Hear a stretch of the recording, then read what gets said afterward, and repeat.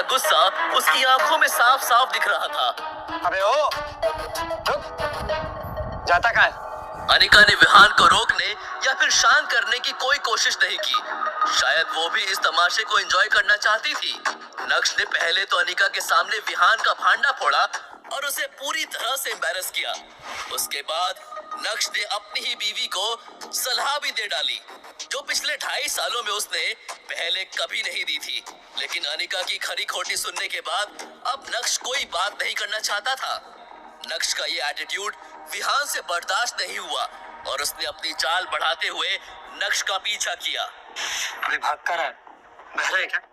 तब से आवाज दे रहा हूँ, सुनाई नहीं दे रहा है तुझे? नक्श ने उसकी बात का कोई जवाब नहीं दिया। अबे तू है कौन? तेरी औकात क्या है? तूने मेरे सामने मेरे गिफ्ट का मजाक उड़ाया। मैं दावे के साथ कह सकता हूँ तू मार्केट में जाके खुद को बेच भी देगा ना, तब भी वो नकली हार नहीं ला पाएगा। बड़ा है बात करता है। तुझे ना तुम्हारी मार्केट वैल्यू पता होनी चाहिए। 0 डब्बा। बोल। जब कोई आपकी खामोशी का फायदा उठाने लगे तो बोलना जरूरी हो जाता है। पहली बात, जो लड़की तुम्हारे सामने खड़ी है ना, वो मेरी बीवी है, तो बेहतर यही होगा कि तुम इससे दूर रहो। दूसरी बात, तुम्हारा दिया हुआ हीरे का नकली हार की कोई जरूरत नहीं है, ये मैं खुद इसे लाके दे सकता हूं। तो अपना ये ढोंगी दिखावा बंद करो। तीसरी बात,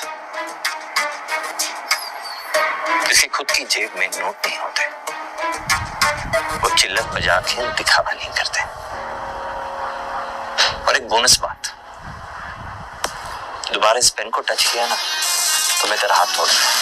नक्श ने विहान को अपने स्वैग के दर्शन करवा दिए थे। इसी के साथ नक्श ने विहान को एक बाजू ढकेला और ऑफिस से बाहर निकल गया।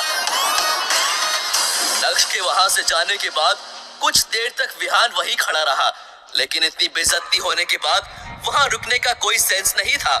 तमाशा खत्म होने के बाद अनिका भी ऑफिस के अंदर चली गई। क्या देख रहे हो तुम लोग? Get back to work. ये अंजी कॉर्पोरेशन का ऑफिस था, जिसकी चेयरपर्सन अनिका थी। अपने कैबिन में जाने के बाद अनिका गुस्से से आग बबूला हो रही थी। पिछले कुछ महीनों से अनिका की कंपनी के हालात ठीक नहीं थे। वो मुश्किल से उसे संभालने की कोशिश कर रही थी। क्या करे उसे ये समझ नहीं आ रहा था। तभी उसे विहान मिला और जब उसकी दोस्ती विहान से हुई तब जाकर उसे पता चला कि वो एक बहुत बड़े परिवार से ताल्लुक रखता है। और बस यहाँ से अनिका ने विहान को अपने जाल में फंसाना शुरू किया। और आज विहान न सिर्फ उसकी कंपनी का बिजनेस पार्टनर है, बल्कि मेजर इन्वेस्टर भी है। और विहान की वजह से ही अनिका की कंपनी अभी चल रही है।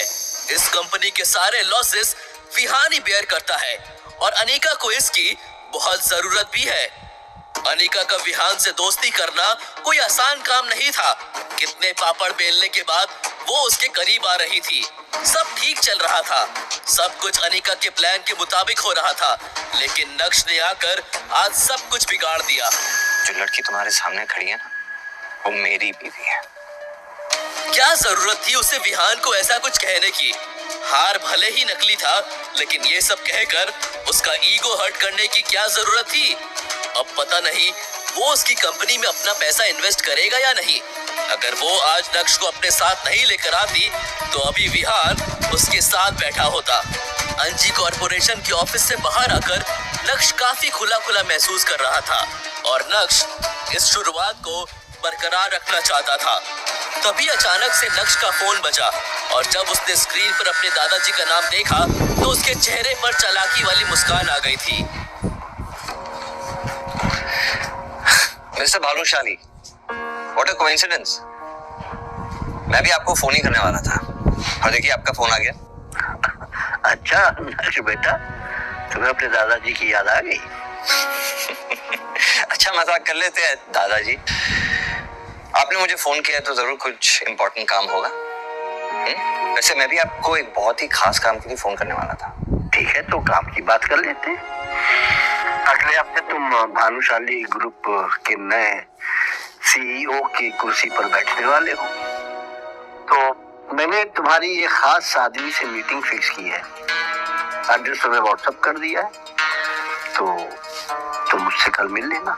मुझे किसी को भी मिलने में कोई प्रॉब्लम नहीं है, लेकिन आपको भी मेरी 2 शर्तें पूरी करनी होंगी। पहली शर्त, आपको आज के आज मेरे लिए एक रेयर डायमंड नेकलेस का बंदोबस्त करना होगा, और दूसरी वो मैं आपको व्हाट्सएप कर रहा हूँ। और हाँ, वो काम भी बेहद खास है, जल्दी हो जाना चाहिए। नक्श पॉइंट टू पॉइंट बात कर रहा था और उसका एटीट्यूड 7वें आसमान पर था, जो यशवर्धन को बिल्कुल भी पसंद नहीं आ रहा था। नक्श बेटा, तुम्हें ऐसा नहीं लगता कि तुम्हारी डिमांड्स बढ़ती जा रही हैं? अभी तो तुमने भानुशाली ग्रुप ज्वाइन भी नहीं किया। ज्वाइन करने के बाद पता नहीं क्या होगा। मेरी डिमांड्स बढ़ती जा रही है? कम ऑन दादाजी, कैसी बातें कर रहे हैं आप? ऐसी बात है कि आपने भी अगर मुझे ऑफिस बुलाया तो कोई डिमांड पूरी करने के लिए बुलाया होगा। It's always give and take दादाजी, आखिर तो आपका ही खून होना ना, और मेरी डिमांड पूरी हो जानी चाहिए। ये काम बेहद खास है, व्हाट्सएप कर रहा हूँ, जस्ट गेट इट डन। तुम बहुत नक्श उन्हें अपनी गलती का पूरा एहसास करवा रहा था और यशवर्धन उस एहसास में दबते हुए नजर आ रहे थे। फोन रखते ही नक्श ने देखा कि उसे व्हाट्सएप पर 3 मैसेजेस आए हुए हैं। एक उसके दादाजी का था और बाकी के दोनों उसकी बीवी अनिका के थे। अनिका ने उसे 10,000 रुपए भेजे थे और लिखा था, नक्श, तुमने कपड़े खरीदे? मैंने तुम्हें बोला था ना कि हम फैमिली गैदरिंग में जा रहे हैं। प्लीज भिखारियों जैसे मत आना। दरअसल अनिका के घर में आज फैमिली डिनर पार्टी थी और पिछली बार नक्श की वजह से उसे काफी कुछ झेलना पड़ा था, इसलिए उसने नक्श को इस बार पहले ही पैसे भेज दिए, जिससे जावेरी खानदान और बाकी के गेस्ट के बीच नक्श को लेकर कोई बात ना हो, वरना चित्रा और अनिका को अपना मुंह बंद करना पड़ जाता है। अनिका बेबी, अब तुम्हारे 10,000 रुपए की मुझे कोई जरूरत नहीं। मन ही मन सोचते हुए नक्श ने अपनी दूसरी शर्त को यशवर्धन तक पहुंचा दिया था।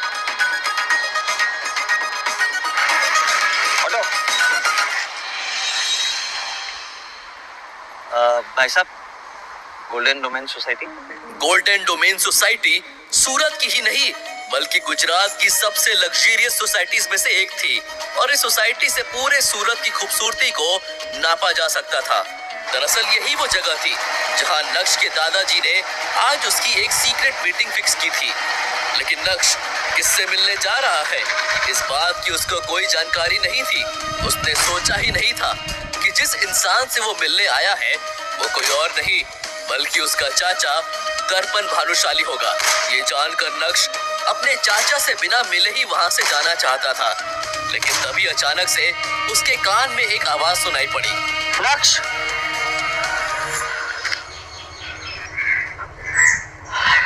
पिछली बार 2.5 साल पहले लगभग मिला था तुमसे, एंड आई मस्ट से पहले से काफी अच्छे और कॉन्फिडेंट लग रहे हो। अब क्योंकि दर्पण भानुशाली ने नक्श से बात करना शुरू कर दिया था, इसलिए नक्श किसी का डिसरिस्पेक्ट नहीं करना चाहता था। हालांकि नक्श ज्यादा बात नहीं करना चाहता था और अपने चाचा की शक्ल तो बिल्कुल भी नहीं देखना चाहता था। दर्शन काका, તમે सीधे पॉइंट पे आओ ने और बताओ भानुशाली फैमिली को अब मेरी क्या जरूरत है? हाँ, अगर आपको लग रहा है कि आपकी बातों में आकर मैं भानुशाली ग्रुप ऑफ इंडस्ट्रीज के बारे में भूल जाऊंगा या उसका नया सीईओ बनने से मना कर दूंगा, ये आपकी सबसे बड़ी गलतफहमी होगी। कोई डाउट मत रखना।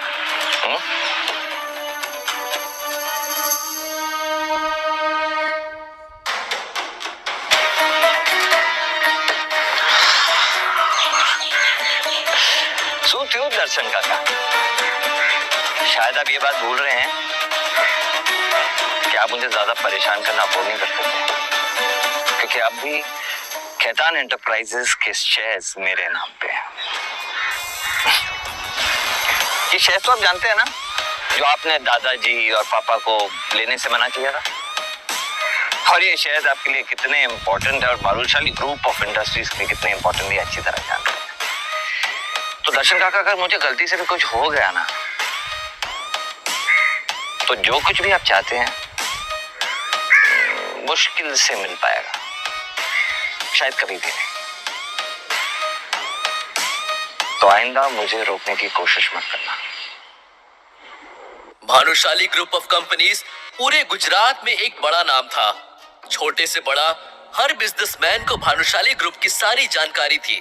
4 साल पहले मार्केट में उन्हें कंपटीशन देने के लिए कोई भी नहीं था, क्योंकि उस समय भानुशाली ग्रुप का सीईओ नक्श के पिता यानी जितेन भाई भानुशाली थे।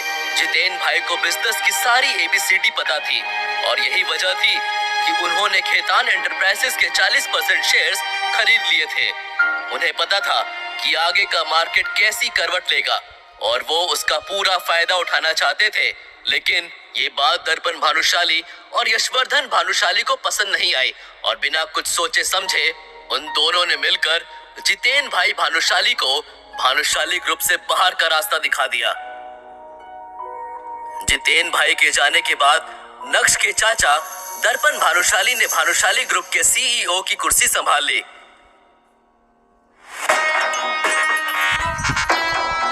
लेकिन वो अपनी कंपनी को संभाल पाने में पूरी तरह का सहारा चाहिए था।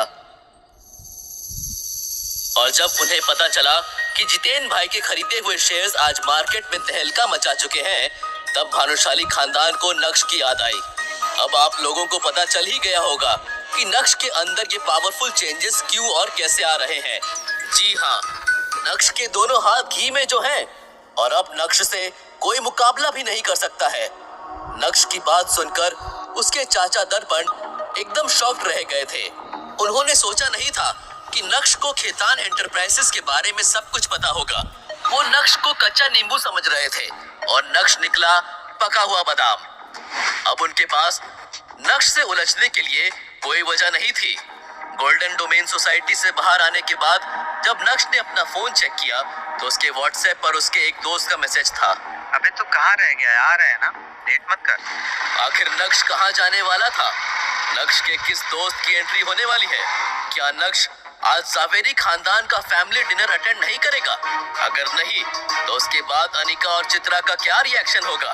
अगर हाँ तो उस डिनर पार्टी में क्या होगा? क्या यशवर्धन नक्श की रेयर डायमंड नेकलेस वाली शर्त को पूरा करेंगे? नक्श की दूसरी शर्त का क्या होगी नक्श की दूसरी शर्त? क्या नक्श के चाचा नक्श को ऐसे ही सीईओ बनने देंगे या फिर वो उनकी चाल को समझ नहीं पा रहा है? जानने के लिए सुनिए इंस्टा एम्पायर।